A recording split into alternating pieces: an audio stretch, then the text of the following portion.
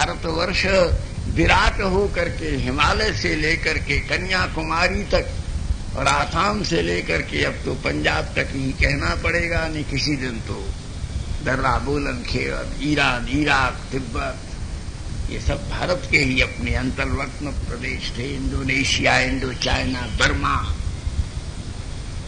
आगे क्या होगा गोविंद जाने। इतने बड़े भारतवर्ष की आत्मा कहाँ है? तो भैया रामायण में है, भागवत में है और सबसे बड़ी महाभारत में है। इसलिए इस प्रकार से कर रहे थे तो उधर भरत जी आ रहे थे, इधर लक्ष्मण ने देखा दूर से कुछ कोलाहल है, बड़ा कोलाहल। लक्ष्मण देखना कोई राजकुमार शिकार खेलने आए हैं। इन्होंने इस आश्रमवासी तपोधनों का की इस साधना में बड़ा विघ्न उपस्थित कर दिया। देखो ऐसा कौन उद्दंड और उद्धत राजकुमार है जिसने तपोवन में मृगया का व्यसन पूर्ण करने का संकल्प किया है। तो लक्ष्मण जी झट रघुनाथ जी के कहने से ताल वृक्ष के ऊपर चढ़ गए और ताल वृक्ष के ऊपर आरोहण करके, भैया जल्दी मेरा धनुष दो। रघुनाथ जी ने कहा, भाई क्या आफत आ गई, तुमको इस समय असमय में इस धनुष की क्यों जरूरत है? बोले भैया मैं तो देखता हूं विप्रदुतां दृष्ट्वा तम च श्रुत्वा महास्वनम उवाच रामस्तौ मित्रीम लक्ष्मणम दीप्त तेजसम। उन हजारों हाथी घोड़ों के पैदलों के चलने से उनके द्वारा उड़ी गई धूली और घोड़ों की चिंगार, घोड़ों की हिननाट और हाथियों की चिंगार और हजारों लोगों के चलने के पगचापों की ध्वनि से उपत्यका मुखरित हो रही थी।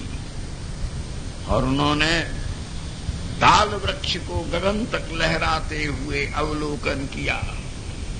ताल का चिन्ह ही इक्ष्वाकुवंशियों के का राज चिन्ह है, राजकीय ध्वज के ऊपर वह अंकित है। और फिर लक्ष्मण ने देखा कि झूमता हुआ चक्रवर्ती महाराज के बैठने का श्वेत कुंजर, झूमता हुआ हाथी सामने से आ रहा है और आयुधों से युक्त चतुरंगिणी सेना चारों तरफ से सबको घेरे हुए मार्च कर रही है, अभिगमन कर रही है। भैया बहुत बड़ी विपत्ति का समय उपस्थित हो गया है। लगता है भरत के मन में कोई बड़ा पाप आ गया है। और अपनी उसकी माता ने हम लोगों को निकाल करके वन में प्रस्थित कर दिया, फिर भी उसको मन में चैन नहीं हुआ होगा और अपने इस राज्य को निष्कंटक और निरापद करने के लिए हम लोगों का इस असहाय अवस्था में निशंस वध कर देने के लक्ष्य से ये उसका आगमन हो सकता है। बंधु मुझे आज दो, आज मैं निश्चित रूप में ही हे रघुनाथ जी आपकी कृपा से मैं समर्थ हूं कि मैं अकेला ही इस अयोध्या की सारी सेना और आने वाले सारे लोगों को अकेले ही मार देने में और विजय करने में सक्षम हूं। और भैया देखो मुझे स्पष्ट दिख रहा है वो भरत सामने से आ रहा है और कहने को मेरा सगा भैया है, शत्रुघ्न उसका अनुकरण कर रहा है। रघुनाथ जी पुलकित हो गए, भैया भरत आ रहा है। तुम इतनी आनंदमयी बात, इतनी रसमयी बात तुम कैसे लहजे में कह रहे हो, कैसी भाषा में कह रहे हो? जब भरत आ रहे हैं तो किमत्र धनुषा कार्यमसिना वा सचर्मणा महाबले महोत्साहे भरता स्वयं आगते। जब भरत स्वयं आ रहे हैं और तुम धनुष मांग रहे हो, ढाल मांग रहे हो, असिना तलवार मांग रहे हो, बड़े आश्चर्य की बात है। तुम्हारी बुद्धि को क्या हो गया लक्ष्मण? गुरुजनों के आने पर उचित तो ये था कि तुम ताल वृक्ष से कूद करके नीचे आकर के भरत के आगमन के पथ पर पृथ्वी पर माथा रख करके प्रणाम करते। इसके विपरीत तुम तलवार और धनुष की याचना कर रहे हो। यद्द्रव्यम बांधवानां वा मित्राणां वा क्षये भवेत नाहं तत् प्रतिगृह्णाम्यहं भक्ष्यां पिशिकृताय। तुमको मेरा स्वभाव नहीं मालूम कि यदि तुमको भरत को और मेरी इस भार्या सीता को कोई चीज अरुचिकर हो और मुझे वो स्वादिष्ट लगती हो तो मैं उस स्वादिष्ट भक्षण को विष खाने के समान गर्हित मानता हूं। मैं उसी सुख को लेना चाहता हूं जो तुमको, भरत को, शत्रुघ्न को, सीता को और इक्ष्वाकुकुल के जनों को स्वादिष्ट, सुरुचिकर, सुखदायक हो। तुम्हारे बिना अवसर भरत को मारने के बाद आहा वाह बड़ी सुंदर शोभा होगी, इक्ष्वाकु सिंहासन पर मेरे बैठने की। आ जाओ नीचे, मैंने तुम्हें देखने को भेजा है। तुमको यदि राज्य की इच्छा है आओ, मैं भरत से अभी कह दूंगा और भरत से कह दूंगा कि लक्ष्मण को तुम सिंहासन पर बैठा दो और मेरे साथ तुम वन में रहो। ये सुनते ही लक्ष्मण जी कंपित हो गए। किशोरी जी ने दोनों हाथ पकड़ के नोच लिया। क्या करते हो?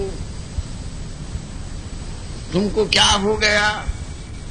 कहीं ऐसा और कठिन वाक्य एक और बोल दिया तो कहीं वो विशुद्ध होकर के वृक्ष से नीचे न गिर जाए, चोट न खा जाए।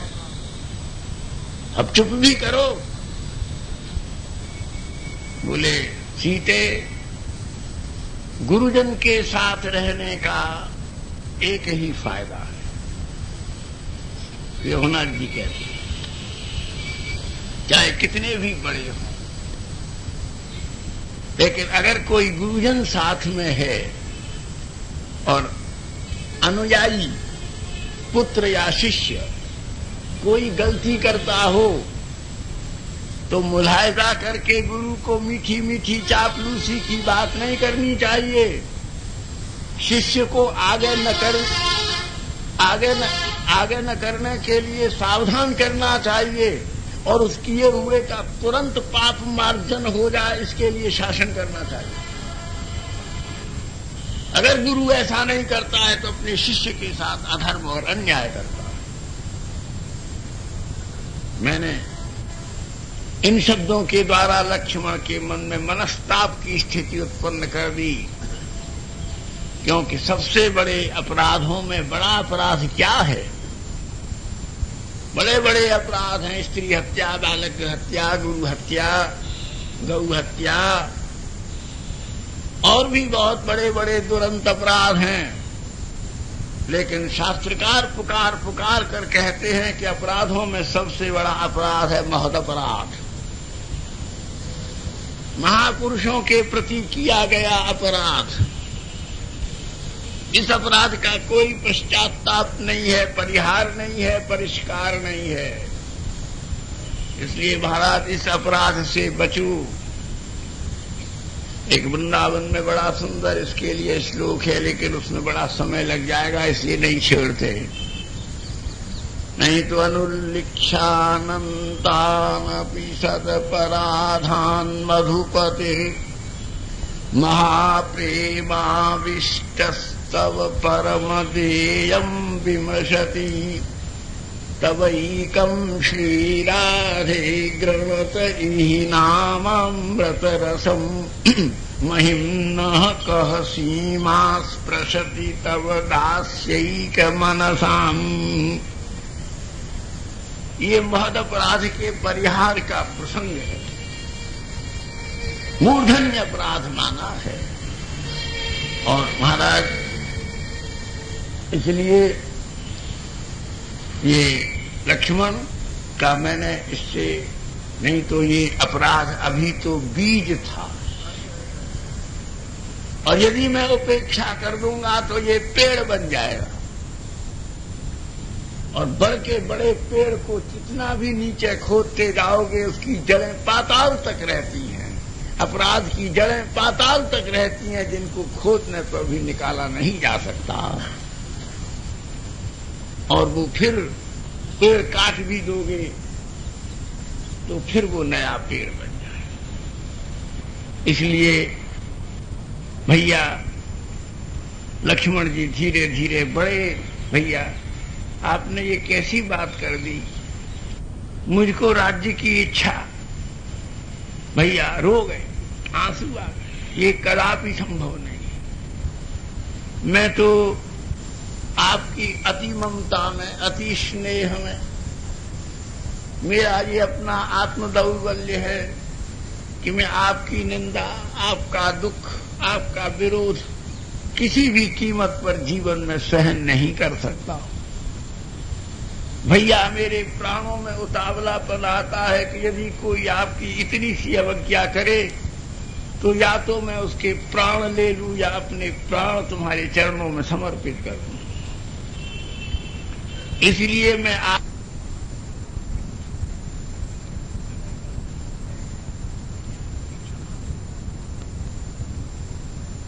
और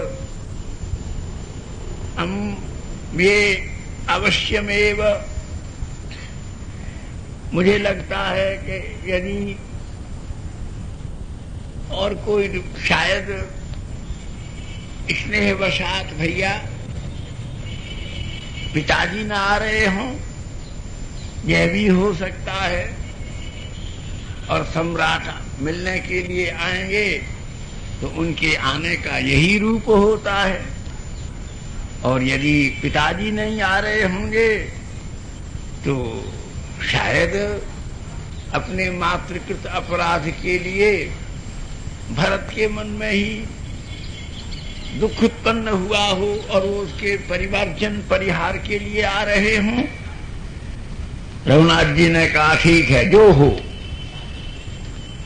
जब तक किसी बात का लक्ष्मण निश्चय नहीं हो जाता तब तक कल्पना, अनुमान और चारों तरफ की भावनाओं में अपनी बुद्धि को फैला करके व्यर्थ के अपराधों का और उद्वेगों का संचय नहीं करना चाहिए। मनुष्य को स्वयं खोजबीन करनी चाहिए, सत्य को जानना चाहिए, और जिसके प्रति आशंका है रीति नीति से उसी से मिल करके उसकी मंशा को समझना चाहिए। क्योंकि तुम जानते हो तत्व ज्ञान में क्रिया का महत्व नहीं है, अभिप्राय का महत्व है। कौन क्या कर रहा है वो तो बेचारा स्वयं दुखी है, एक मजबूरी से कुछ कर बैठा है, तुम उसकी और आलोचना करके उस महादुखी को महादुखी करने का महापाप कर रहे हो। एक तो अपने में अति विवश है महाराज। इसलिए तदवाक्यम लक्ष्मण श्रुत्वा विलीत प्रत्युवाच त्वां मन्ये दृष्टुमायातः पिता दशरथ स्वयं। आपके दर्शन करने के लिए स्वयं महानुभाव पिता का आगमन हो सकता है। बोले हो सकता होगा, क्या होगा,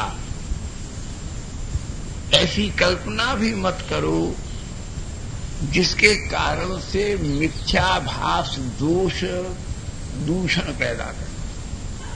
क्या पता क्या हो रहा है, क्या होगा, ये हुआ होगा, यूं हुआ होगा, ये न हो, ऐसा न हो। लक्ष्मण, ये तत्वज्ञानियों का काम नहीं है वत्स, ये धीर गंभीर पुरुषों का काम नहीं है। ये सामाजिक निठल्ले और कहीं भी जिनका मन, मति, कर्म और धर्म नियोजित नहीं है, वे बैठे बैठे खली स्त्री की तरह से पेचक को उलझाती और सुलझाती रहती। इसलिए पुरुष का एक ही काम है, अगर तुम्हारा संबंध हो तो, तुम्हारा कोई हानि लाभ हो तो, तुम्हारी कोई बड़ी भारी अर्थ सिद्धि होती हो तो दूसरे के विषय की बात को जानने समझने की कोशिश करो, नहीं तो अवॉइड। मनुष्य के जीवन का अमृत है दूसरे के कर्म की उपेक्षा। उपेक्षा ही अमृत है। होगा भैया, हमको नहीं मालूम, हमको डिस्टर्ब मत करो, वो जाने। उनकी पत्नी ने उनसे यूं किया, बोले उसकी पत्नी ने उनसे क्या, तुम कौन चौधरी, तुम्हें क्या मतलब, क्या लेना देना। हम अपने, तुमको यदि दम हो तो जो उसकी पत्नी ने उससे किया या पति ने पत्नी से किया, तुम अपने को सावधान करो कि तुम परस्पर में ऐसा व्यवहार करने की भूल मत करना। इसलिए महाराज, ये तो चरित्र के संशोधन, स्वभाव के संशोधन और स्वरूप के निखार के उपकरण वाल्मीकि में। पर आज तो ये कितने उपयोगी हैं कि नहीं, हम नहीं कह सकते, क्योंकि हमारे समय के पूर्वजों के जो संस्कार थे उतने हमारे नहीं रहे, हमारे जितने हो गए आने वाली संतति के नहीं है। आगे का समाज क्या होगा, संसार क्या होगा, इनका उपयोग कितना होगा नहीं होगा, गोविंद जाने।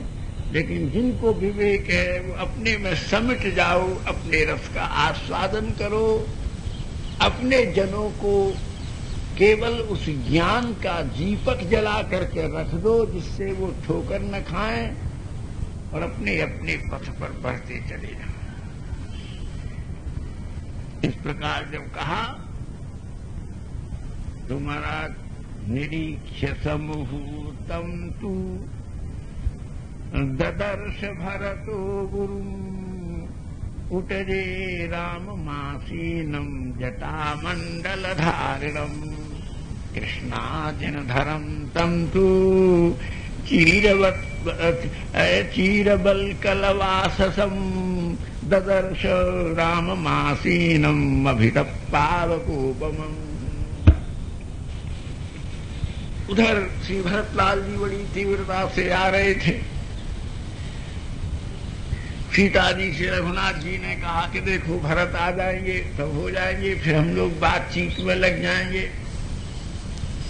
बहुत थके हुए और बहुत लंबी यात्रा करके भरत आ रहे होंगे, तुम जल्दी से जो कुछ भी हो इस समय उपलब्ध थोड़ी रसोई बना लो और सब, क्योंकि फिर विलंब होगा और हम लोग परस्पर के प्रेम व्यवहार में मग्न हो जाएंगे। रघुनाथ जी उठ करके अपनी पर्णकुटी में चले गए। प्रिया जी ने लक्ष्मण जी के सहयोग से वो सब सब्जियां ले आए थे, नदी से जल कलश ले आए थे, उन सबको अमनिया करके, और किशोरी जी ने सुंदर कंदमूल फल का रंधन किया। तपस्वियों का भोजन निवार भोजन है, और करके ये सब काम चल रहा था। रघुनाथ जी बड़े उत्कट प्रतीक्षा में थे, झूम रहे थे, भैया भरत आ रहे। एक अलग चौक बहुत गंभीर है, धीरोदात्त नायक है। धीरोदात्त नायक का सबसे बड़ा लक्षण होता है कि मन में समुद्र लहर ले रहा है, लेकिन आंखों में और मुख के ऊपर उसके एक कणिका का दर्शन नहीं। कोई भाप नहीं सकता है, इमेजिन नहीं कर सकता इनकी मनस्थिति क्या है, इनका क्या समस्या है, क्या सुख दुख है। साधारण लोग मुंह लटका के बैठते हैं, सुस्त हो जाते हैं। कुछ लोग रोते चीखते चिल्लाते हैं, कुछ लोग आगंतुक के साथ में बढ़ा चढ़ा करके अपने दुख को व्यंजित करते हैं। अरे भाई, गंभीर लोग तो दो ही काम करते हैं, गम को खाते हैं, अश्कों को पी जाते हैं।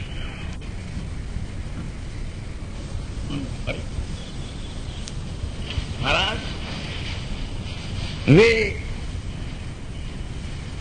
अपने मन के दौर्बल्य को किसी भी तरह से व्यक्त नहीं करते। राम गंभीर हैं। गंभीर शब्द ही श्री राम के साथ ही चरितार्थ होता है। राजीव लोचन राम धीर गंभीर एवं। राजीव लोचन रघुनाथ हर परिस्थिति में अति धीर गंभीर है। सस्मयम सस्मितम च। उनके मुख के ऊपर एक अपूर्व विवेक की कांति है, स्मयम, और होठों के ऊपर बड़े गौर से लिखी जाने वाली, सदा स्थिर रहने वाली एक प्रसन्नता की उज्ज्वल रेखा है।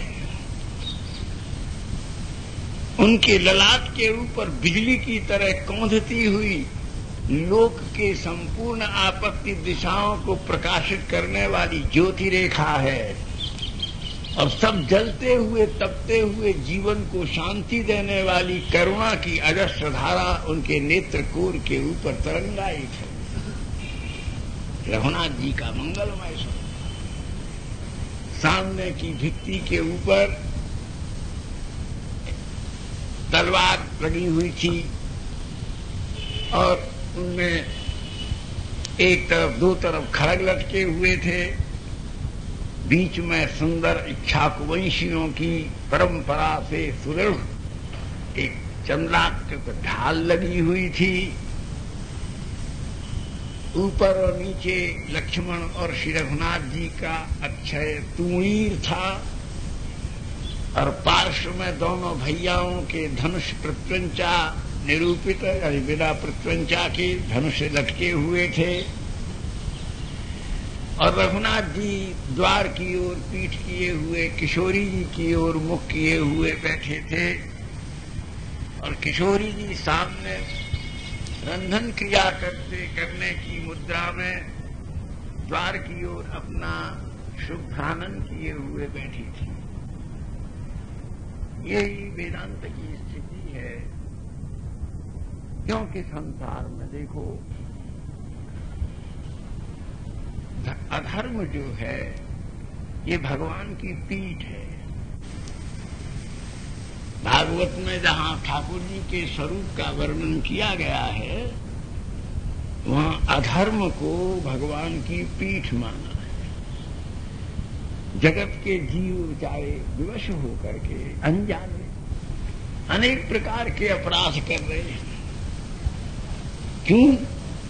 कि ठाकुर जी की इधर पीठ है। ठाकुर जी जगत को नहीं देख रहे। वे अप्यात्माराम पुरुष अपने में ही तल्लीन हैं, और आत्माराम विश्रामानंद सिंधूर वेदित करने वाला जो निष्कलंक पूर्ण शारदीय मयंक मुख है, वो किशोरी जी का है।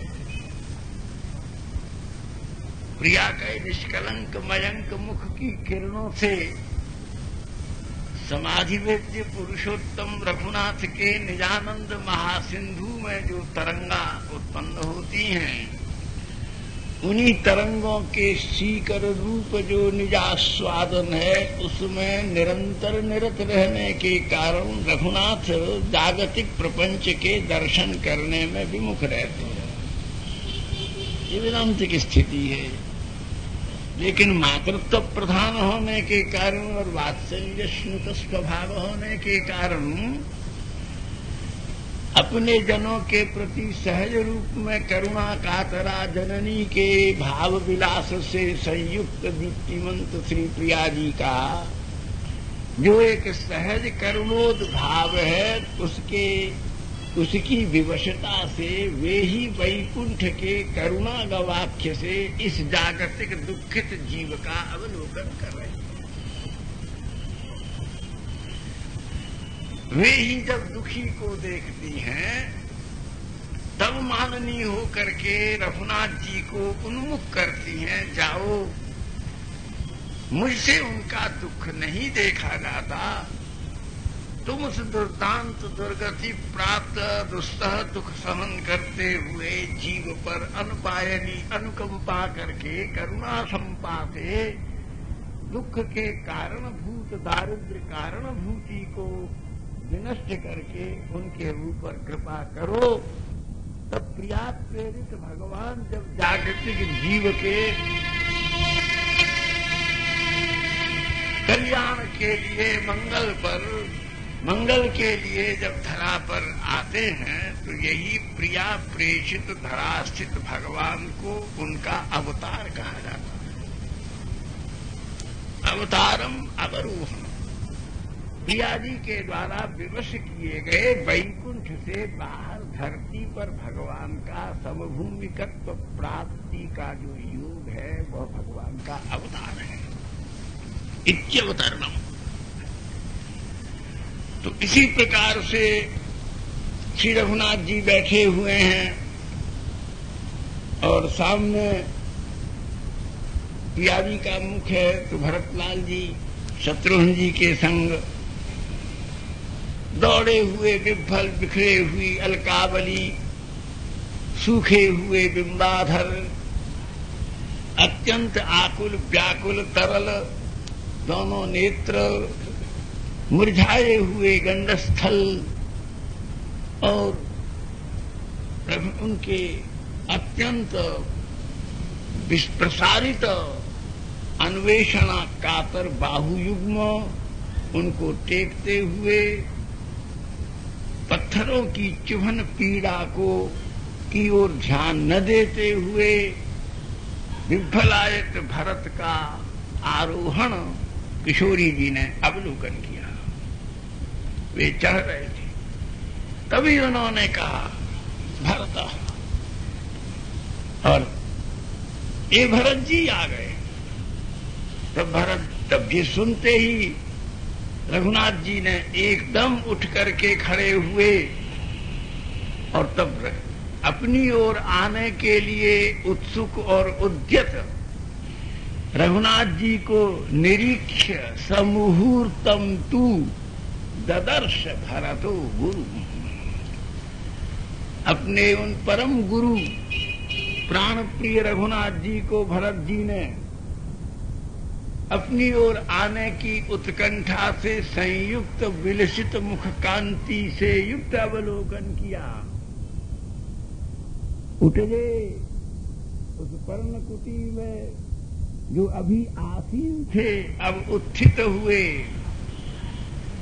लेकिन मुकुट जिसके जहां सुशोभित होता वहां जटामंडल लसित हो रहा है। कृष्णा जिनधरम, काले मृग काले हिरण क्या मृगचर्म जिनकी कटी में लिपटा हुआ है। चीर बलकल वाससम, राजकीय पोशाकों से सुसज्जित होने का के योग्य सर्व सौंदर्य में जो श्री ललित ललाम विग्रह वो चीर बलकल से सुशोभित हो रहा है। ऐसा ददर्श राम मासीनम अभितः पावको बम, ऐसा दीप्त कृशानु रघुनाथ जी का श्री विग्रह इस समय कहा दीप्त कृशानु, जैसे पावक निर्धूम ज्वाला हो, निर्विकृत ज्वाला हो, सूर्यानला, वैश्वानर नहीं सूर्यानला। वैश्यानर संध्याश्रय से सधूम होती है, सूर्यानल निर्धूम होती है, ताप देती है, ज्वलन नहीं करती। रघुनाथ जी का प्रताप है, इससे सब संसार के दुष्ट और पाप कांपते हैं। लेकिन वही जो पावकोपम विग्रह है उसमें महात्मा लोग उनका ध्यान करके अपनी बुद्धि का आत्मचिति का परिपाक करते हैं और उस भगवान की पावकोपम उज्ज्वल दिव्य प्रेम कांति में परिपक्व महात्मा गण असमूर्ध वेदांत वेद रस के आस्वादन के सतपात्र बनते। इसलिए पावकोपम और इस प्रकार से श्री भरत जी ने दुखाभितप्तो भरतो राजपुत्रो महाबल उक्त्वार्येति सकलदीनम पुनर्नो वाच किंचन। और जब भरत इस प्रकार से अतृप्त नयन विस्फारित नयन आंख फाड़ करके अतृप्त दृष्टि के द्वारा ही रघुनाथ विग्रह की माधुरी का परिसेवन करते हुए रघुनाथ जी को देख रहे थे। और रघुनाथ जी ने भी तब बड़े अतृप्त भाव से अपने ही समान अपनी ही एक इस जैसे दो सामने मूर्तमंत हो गए हों, बिंब और प्रतिबिंब। बिंब प्रतिबिंब विभेद नहीं होता, लेकिन प्रतिबिंब चेतन प्रतिबिंब है, बिंब बिंब है। ऐसे भरत को रघुनाथ जी ने देखा और वो उनको अपने ही प्रतिबिंबवत प्रतीत हुए, तो आंख मल करके बोले कहीं दर्पण तो नहीं है कि मुझे मैं नहीं दिख रहा हूं। वैसे ही जी ने प्रबोधित किया, स्वामी भरत हैं।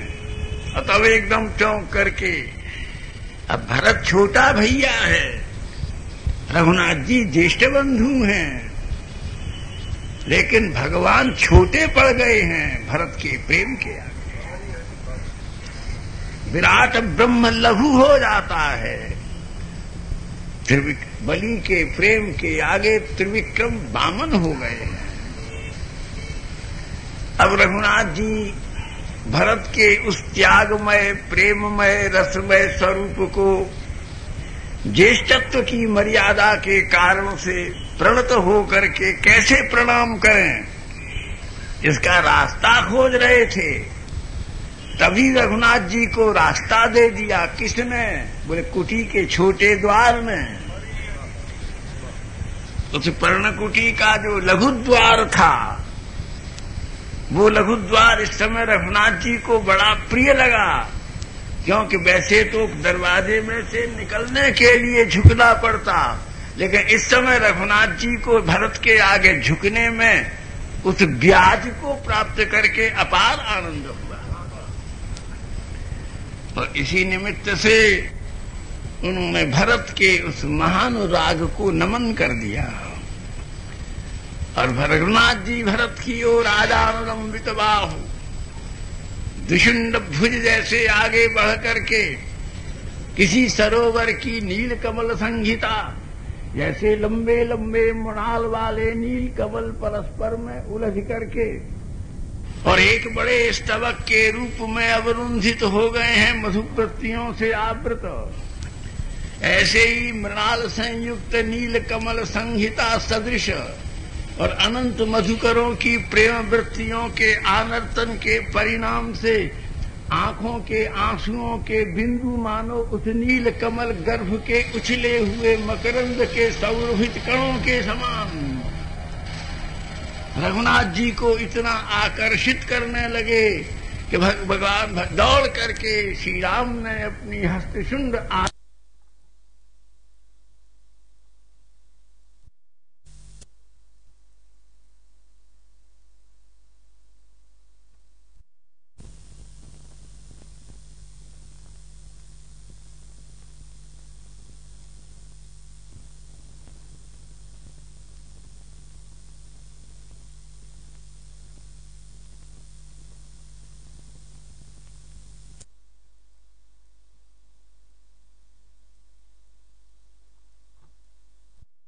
भुजा में नील कमल संहिता सरिस भरत को ग्रहण कर लिया। और भरत लाल जी को वह बड़ी एकदम जब देखा, क्योंकि भाव विभोर थे, उन्होंने अपने को जब श्री रघुनाथ जी की बाहुमाला से संयुक्त देखा, इससे बड़ा किसी के प्रेम का क्या पुरस्कार होता है। करोड़ों कमलों की, मंदारों की, मालती, केतकी, चंपा, बकुल, हर सिंगार, मौली, श्री प्रभृति अनंतोत्तम सुंदर सौरभित मकरंद पूरित मुकुल और कुसुम राशियों की गुम्फित माला कोई प्रिय के कंठ को सुशोभित नहीं करती। जितना के प्रिया की या प्रिय की बाहुमाला से वक्षस्थल के आनंद के उद्भावन होता है। रघुनाथ जी के बाहुयुग्म से युक्त भरत का वक्षस्थल अत्यंत विभासित विभ्राजित हो गया। और तब लेकिन भरत भी कोई रघुनाथ जी से कम पराक्रमी थोड़े ही थे। रघुनाथ जी की बाहों में दोष था कि वो चिकनी बहुत थी, सुस्निग्ध। इसलिए भरत जैसे महाराज, जो लोग हाथी के पास जाते हैं ना, अब नहीं होता है, पहले होता, हम जाते थे, उदयपुर में होता था। हाथी को खूब पिलाते थे और वहां बना हुआ है हाथी खाना, और वहां आदमी हाथी से लड़ते थे। वो क्या करते थे कि उन आदमियों के ऊपर पीपा तेल गेरे जाते थे, और सबरे तेल से सना हुआ जब वो हाथी उसे सूंड से पकड़ता था तो फुट खिसल जाता था। तो तैल स्निग्ध पुरुषम यथा कुंजरक, जैसे तेल से सना हुआ कोई जन हाथी की सूंड से मुक्त हो जाता है स्निग्धता के कारण, ऐसे ही भरत ग्रहीत रघुनाथ ग्रहीत भरत जो हैं, वो रघुनाथ बाहु सुस्निग्धता परिणाम से मुक्त होकर के रघुनाथ के चरणों में लुंठित हो गए, चरणों में निपतित हो, हमारा चरणों में गिर करके अब रघुनाथ जी ने सारा दम लगाया भरत का आलिंगन करने के लिए। लेकिन भैया रघुनाथ जी में सब बल हैं महाराज, दुरति विक्रम, जितने पराक्रम हैं, जितने विक्रम हैं, जितने पुरुषार्थ हैं, जितने पौरुष हैं, वे सब रघुनाथ जी के आश्रय में हैं। रघुनाथ ही उनका आश्रय है। इसलिए महाराज, लेकिन रघुनाथ जी में के सारे पुरुषार्थ, पौरुष, विक्रम और पराक्रम में सब दम हैं। एक दम का अभाव महर्षि लिख रहे हैं कि शरणापन्नोत्थापने अविक्रम। जो त्राहिमाम कह करके जो रघुनाथ जी के चरणों में लुंठित हो गया है, उस चरणाश्रित को अपने चरण से अलग करने की सामर्थ्य रघुनाथ की नहीं है, और सर्व सामर्थ्य। तो महाराज कहते हैं, अब भरत जी चरणों में लुंठित थे, तब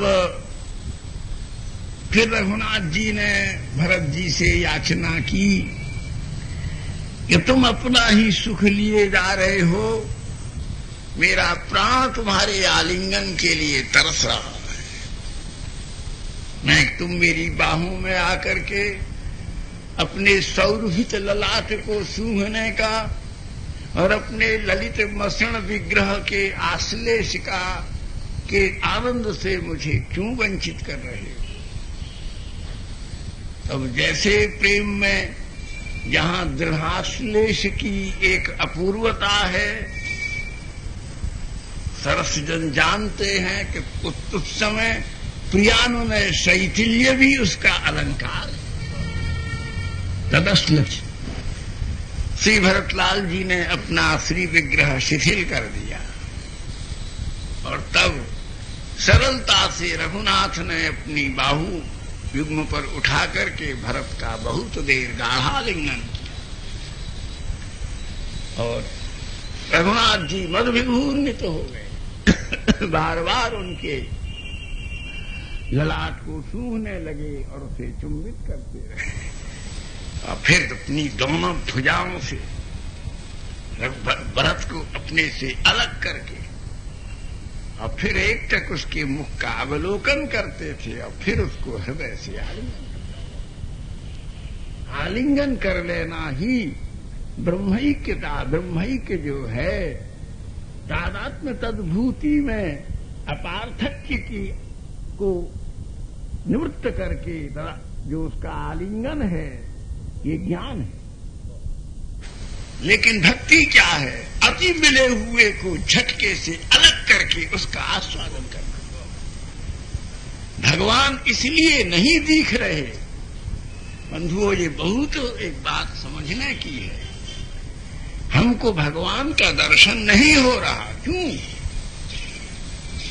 इसलिए नहीं कि भगवान हमसे दूर हैं,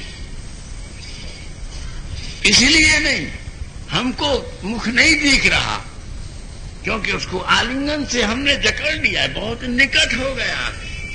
भगवान इसलिए नहीं दिख रहे हैं कि वो बहुत समीप है, इसलिए नहीं दिख रहे कि वो दूर हैं। इसलिए तुम प्रेम से, भक्ति से, दूध में घी नहीं दिख रहा क्योंकि वो उसमें घुल मिल गया है। यदि दूध में से घी निकाल करके उसका स्वादन करना चाहते हो तो यंत्रेण आलोडन करके ही घृत को पृथक करके तुम उसका स्वादन कर सकते हो, स्वाद ले सकते हो। ऐसे ही ईश्वर जो तुम में घुला मिला हुआ है, भक्ति संकीर्तन, नाम संकीर्तन के द्वारा उसे आत्मवृत्ति में पृथक करके उसके आस्वादन का सुयोग लाभ कर सकते हैं। ये भक्ति संतान है। इसलिए जितेंद्रिय महोत्साह महाराज श्री भरतलाल जी और श्री रघुनाथ जी परस्पर में आस्वादन करते रहे। उपरांत श्री किशोरी जी को भरत जी ने देखा, अच्छा भैया मुझे थोड़ा छोड़ो तो, मुझे अभिनय हो रहा है, मैंने माता को प्रणाम नहीं किया है। तब रघुनाथ बाहु से मुक्त होकर के और श्री किशोरी जी के चरणों में गिरे। प्रिया जी के हृदय में वात्सल्य का समुद्र हिल्लोलित हो रहा था। केवल उन्होंने पलकों को मीच करके भरत की नीलमणि श्री विग्रह पर अपने अति स्नेह वात्सल्य प्रतीक 2 अश्रुमुक्ता हल गए। भरत साधु, किशोरी जी कुछ बोल नहीं पाए और उनका आशीर्वाद प्राप्त करके भरत मर्माहत पीड़ा का अनुभव करते हुए नेत्र संचालित पूर्वक अपने उस छोटे भाई को, जो अपने त्याग और गुणों से अधिक ज्येष्ठ हो गया है, उस लक्ष्मण का अन्वेषण करने लगे। वो लक्ष्मण जी कहीं छिप गए थे। रघुनाथ लक्ष्मण कहाँ है? यहीं तो था। लक्ष्मण जी सिसकियों से रो रहे थे। लक्ष्मण रुदन कर, क्यों रोते हो? भैया मैं आपके योग्य, आपको नहीं, मुझे मत छूइए, मैं अस्पृश्य हो गया हूं, मैं बहुत अपराधी हूं। बोले क्यों? बोले मैंने आपके विषय में बहुत गलत सोचा और मैंने आप पर बाण उठाया। मेरा जब तक इसका प्रायश्चित नहीं होता तब तक मैं आपको कैसे छू सकता हूं? बोले मैं प्रायश्चित तो तब हो जाता यदि तू मुझ जैसे अपराधी पर बाण चला देता, तब मैं तुझे बहुत स्नेह देता कि मेरे इस अपराध का, जिससे कि ये किशोरी जी जैसी कोमलांगनी को इस पार्वतीय प्रदेश में अति कष्ट के साथ, और भैया तुमको भी सेवा में इतना कष्ट उठाना पड़ा।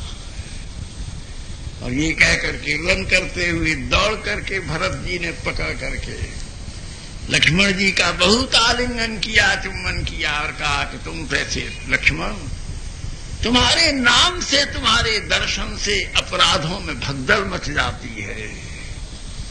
तुमको कौन सा अपराध और पाप छू सकता है? फिर शत्रुघ्न जी का और लक्ष्मण जी का मिलन हुआ। उपरांत भरत जी ने कहा कि नीचे माताएं पधारी हैं, गुरुदेव भी बहुत थक गए हैं, फिर भी आपके मिलन के लिए आ रहे हैं और अयोध्या के लख लख जन यहाँ आए हैं आपकी प्रतीक्षा में। तभी रघुनाथ जी कातर होकर के जब पर्वत की सोपानों से, उन सरणियों से नीचे उतरने लगे तो रघुनाथ जी एक संकोच में पड़ गए कि इतने लोग हैं और इन सब के भीतर कितना उत्साह, कितनी उत्कंठा, कितनी आकुलता, और सब लोग मन में से भैया हम कहाँ देखें, अभी माताओं से, गुरुजी से, बड़े बड़े मंत्रियों से, सबसे रघुनाथ जी मिलेंगे। हम गरीबों को तो इस बड़ी भीड़ में देखने का भी मौका बहुत देर के बाद मिलेगा, इसलिए बड़े बेचारे निराश से हो रहे थे, लेकिन उनकी आंखों में बड़ी उत्सुकता थी रघुनाथ के अवलोकन की। या तो अहिल्या के द्वार पर रघुनाथ जी ने अपना ऐश्वर्य प्रकट किया था और चतुर्भुज होकर के प्रवेश किया था, जो कथा संदर्भ आप श्रवण कर चुके हैं। अब रघुनाथ जी ने फिर अपने अपने अति ऐश्वर्य को प्रकट किया और जितने जन थे उतने ही स्वरूप रघुनाथ जी के प्रकट हो गए और सब ये केवल उनकी माया से इतना ही देखते रहे कि राम केवल हमारे पास है, राम सबसे पहले हमको मिले। देखो इनकी करुणा वत्सल, हमारी कोई स्थिति है? हम घोड़ा खुजाने वाले, घास खोदने वाले, हम झाड़ू लगाने वाले, मार्जन करने वाले, दीनाति दीन हीनाति हीत, कोई हमको छुए ना, कोई पास न बैठा है। हमारे प्रति रघुनाथ जी का ऐसा करुणामय स्वभाव, हमारे माथे पर हाथ रख रहे, हमारे कंधे पर हाथ रख के पूछ रहे को भाई प्रसन्न हो, अच्छे हो, कुशल हो, भैया तुमको आने में रास्ते में बड़ी तकलीफ हुई होगी, बड़ा दुर्गम पथ है, तुम इसके लिए मुझे क्षमा कर दोगे ना? तुम्हारे इस प्रेम के आगे मैं तुम्हारा क्रीत हो गया हूं, मैं तुम्हारा खरीदा हुआ हो गया हूं। इति भावे रघुनाथ जी एक एक से मिले और माताओं से मिले। माताओं को देख करके रघुनाथ जी चौंक गए, भरत की ओर अवलोकन करने लगे। भरत जी ने कहा, हां भैया, अयोध्या में ये महान दुर्भाग्य घटित हो गया कि चक्रवर्ती हमारे पिता महाराज का हाथ हमारे माथे से उठ गया और अब उन महानुभाव पिता के बिना अनाथ हो गए। ये सुनते ही रघुनाथ जी को चक्कर आ गया, अत्यंत करुणार्त हो गए। राघव वशिष्ठ जी के चरणों में प्रणाम किया रुदन पूर्वक, माताओं को सबसे पहले कैकेयी को प्रणाम किया और कैकेय्याम्बा ने आत्मग्लानि व्यक्त की, लेकिन रघुनाथ जी ने कहा कि माता, महात्माओं के दर्शन का संसार के जो सुख देता है वो हमारा उतना बड़ा स्वजन नहीं है। वास्तव में तो बड़ा स्वजन वो है जो हमको पारमार्थिक सुख देने की कृपा करता है। अयोध्या के राज सिंहासन पर बैठने से हमको निश्चित रूप में कुछ जैसे हजारों लाखों राजा महाराजा सेठ धनी लोग अपना सुख ले रहे हैं, हम भी मक्खी मच्छरों की तरह से उन्हीं सुखों को भोगते भोगते मर जाते। भैया तुम्हारी महिमा तो तीनों लोक में कौन कह सकता है, जिसने हमको इतने ऋषियों का दर्शन, इतना सत्संग, चित्रकूट जैसे परम धाम में निवास करने का मंगल सुयोग प्रदान किया है। मां, तुम्हारी इस महिमा को और तुम्हारे ऋण को तो हम अपने अनेक जीवनों में भी चुका नहीं सकते। माता की ग्लानि निवृत्त करनी और उनको जो एक अपने प्रति गिला थी उसको भी निवृत्त कर दी। और रघुनाथ जी ने कहा, देखो तुमको जो कुछ कहेगा वो बड़ा अपराधी होगा। माता का सबसे बड़ा गुण क्या है? माता का सबसे बड़ा गुण है, रघुनाथ जी कहते हैं कि जिसने संसार को आश्रय देने वाले एक महामानव को जन्म दिया है, एक उत्तम पुत्र को जन्म दिया है। भरत जैसे पुत्र को जन्म देने वाली जननी तुम्हारे व्यक्तित्व को कभी कोई आक्षेप नहीं कर सकता। तुम महामहिमामयी हो। रघुनाथ जी ने किया, प्रणाम किया कौशल्याम्बा को। इस एक एक बात के मिलन को कहने में भाषा पंगु हो जाती, भाव को कहां अभिव्यक्त करें। तब फिर भरतलाल जी के संग गोदावरी के किनारे आए। वहां रघुनाथ जी ने अपने पिता को जलांजलि अर्पित की और सब लोगों ने बैठ करके शोकाकुल भाव से चक्रवर्ती महाराज दशरथ के सद्गुणों का मंगल चिंतन किया, कीर्तन किया। रघुनाथ जी ने अपने पिता विषयक स्नेह को अनेक प्रकार से अभिव्यक्त किया, व्यंजित किया। और इस प्रकार से सारी रात्रि इंगुदी के फलों के पिंडदान के जलांजलि के उपरांत पिता की चर्चा में व्यतीत हो गई। प्रातःकाल स्वस्थ होने पर सब लोग बैठे। तब सबसे पहला प्रश्न रघुनाथ जी ने भरत से किया कि भरत, मैंने तो पिता की आज्ञा से, माता की इच्छा से और पिता के धर्म की रक्षा के लिए ये बलकल पहना, ये चीर वसन धारण किया है, परंतु मैं तुमसे पूछता हूं कि तुमको किसने यह करने के लिए कहा है? तुमको ये बलकल, ये जटाजूट धारण करने की प्रेरणा किसने दी है? तुम्हारे जीवन में यह कौन सी विवशता उपस्थित हुई? तो भरत जी ने बड़े मुस्कुरा करके कहा, भैया जब तुम परिस्थिति वश पहन सकते हो तो तुम्हारा कोई दास स्थिति वश भी पहन सकता है। तुमको ये आज्ञा पिता ने दी, माता ने दी। बोले तुमको? बोले मुझको ये आज्ञा तुम्हारे प्रति मेरे हृदय में रहने वाले प्रेम ने दी। मैं प्रेम में मैं ये बर्दाश्त नहीं कर सकता था कि तुम भूमि शयन करो, जटाजूट धारण करो, बलकल पहनो और मैं तुम्हारा अनुरागी दास इस प्रकार से राजकीय पोशाक में और मुकुट कुंडल युक्त पर्यंक के ऊपर शयन करता हुआ राजप्रासाद के भोग विलास। ये मेरी आत्मा ने नहीं माना भैया, मैंने आत्मवश होकर के यह अंगीकार किया। परंतु भरत, तुम्हारे यह करने में औचित्य नहीं है।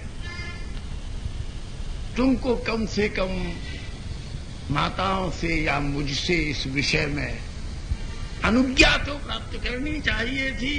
बोले कदापि नहीं भैया, अनर्थ हो जाता। बोले क्यों? बोले जब मैं तुमसे पूछता तो मैं जानता हूं तुम कभी आज्ञा नहीं देते और सारा ज्ञान, तब तक ज्ञान मेरे माथे पर ही उड़ेल देते। और मेरी एक दुर्बलता है कि मैं प्राण दे करके भी भैया तुमको भी छोड़ सकता हूं। लेकिन मैं तुम्हारी आज्ञा का उल्लंघन नहीं कर सकता। इसलिए तुम्हारी आज्ञा के उल्लंघन का अपराध मुझसे न हो, इसलिए मैंने पहले से ही इसको धारण कर लिया है। अब मुझे कोई आपत्ति नहीं है। तुम कोई दंड देना चाहो तो मुझे शिरोधारी है। रघुनाथ जी गंभीर हो, भैया तुम्हारे भाव के तूफान में किसी भी के ज्ञान के और किसी के तर्क को खड़े रहने का साहस नहीं हो सकता। अच्छा, मैं तुमसे ये दूसरी बात पूछता हूं कि तुमको वन में आने की क्या जरूरत थी? अगर आज महाराज पिता होते तो तुमको आने देते। तुम इतने बड़े जन समुदाय को लेकर के तुमने अनावश्यक अपनी एक छोटी सी भावना के लिए कितने वृद्धों को, माताओं को, गुरुओं को, नागरिकों को, इनको पथ का कितना कष्ट हुआ होगा और इनके सबकी कितनी असुविधाएं हुई होंगी। इन सबको लेकर के ये शोभा यात्रा बना करके तुम्हारे आने का औचित्य मेरी समझ में नहीं आ रहा। तो रघुनाथ जी ने कहा कि महाराज, मैंने अपने साथ आने वालों को अनुरोध और आज्ञा नहीं की। जो चलने के लिए आए हैं उनको सुविधाएं और व्यवस्थाएं दी। वो मेरा धर्म है। जिस भाव प्रवाह में मैं अपने को नहीं रोक सकता था, उसमें दूसरों को रोकने का मेरा नैतिक दायित्व क्या हो सकता था? दूसरी बात ये कि आप जिस प्रकार के परिवेश में अयोध्या के राज्य को जब एक स्त्री के कहने से छोड़ आए, व्यष्टि के कहने से राज्य परित्याग करके प्रव्राजित हो गए, तो व्यष्टिकृत कृत्य के समाधान का दूसरा विकल्प ये है कि समष्टिकृत अनुनय हो। केकई एक व्यष्टि है, एक व्यक्ति है, उसने अपने अनुसार, अब आपने भरद्वाज ने मुझे बांध दिया, मैं कुछ अपना उद्गार और उद्वेग व्यक्त करने की अधिकृति गंवा चुका, क्योंकि सबके दृष्टिकोण भिन्न हो गए। परंतु रघुनाथ जी व्यष्टिकृत है, तो मेरे मन में ये विश्वास था कि एक व्यष्टि के अनुरोध से तो आप परिव्राजक हो सकते हो, तो उस व्यष्टि के स्थान पर मैंने समष्टि का अनुरोध प्रस्तुत कर दिया है। आप समष्टिगत अनुरोध को कैसे टाल सकते हो? रघुराज जी ने कहा, भरत, तुम्हारे दोनों पक्ष ठीक नहीं है। वो न व्यष्टिकृत है और न समष्टिकृत है। वह तो मेरे व्यक्तिगत रुचि का उन्मेष है। वह तो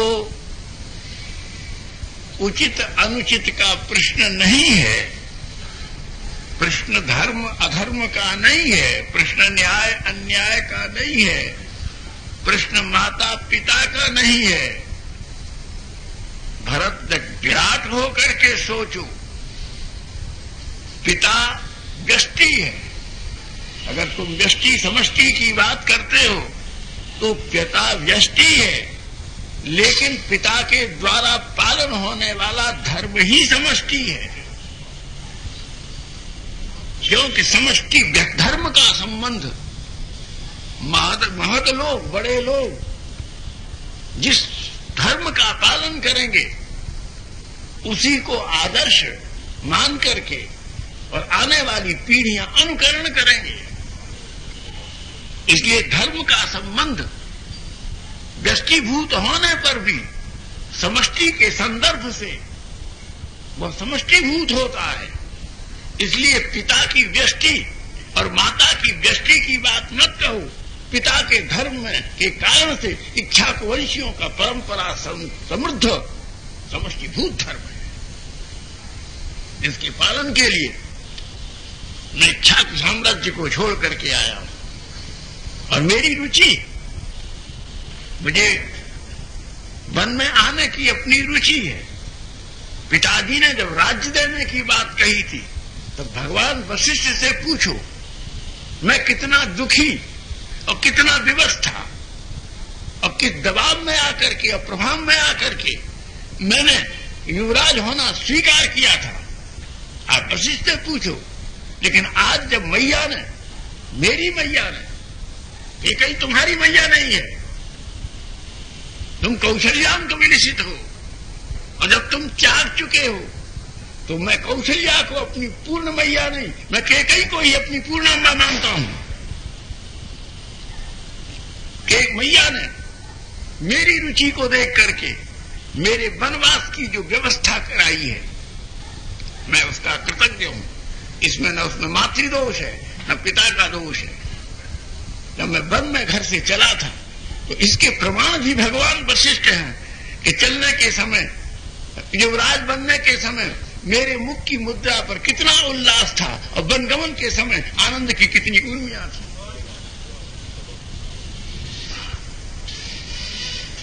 भरत ने फिर कहा कि भैया, माता पिता और तुम, इन तीनों के बीच का व्यवहार होता तो मैं कुछ नहीं कहता, लेकिन तुम तीनों को,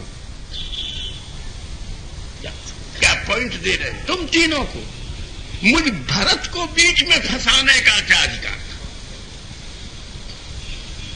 ये मैया को राज्य चाहिए था, अपने लिए मांगती, तुम्हें निर्वासित करना था तो किसी और बहाने से करती। मुझ भरत को बीच में ला करके कि राज तिलक भरत को, निष्कंटक राज भरत को मिले, मैं निरपराध गरीब को, मैया ने, पिता ने और तुमने इस अधर्म के पास में जो जकड़ा है उसके प्रायश्चित के लिए मैं अयोध्या के परिकर को लेकर के आपकी सेवा में वर्षित हुआ हूं। आपकी व्यष्टि, आपकी समष्टि, आपकी भाषा, आपकी परिभाषा, इसकी आलोचना का मुझे कोई अधिकार नहीं है, मैं कनिष्ठ हूं। लेकिन भैया, तुम अपने धर्म के लिए राज्य छोड़ सकते हो और मुझे इतना निखट्टू प्रमाणित कर दोगे कि मैं तुम्हारे राज्य को धर्म मान करके और स्वीकार करके अपनी आने वाली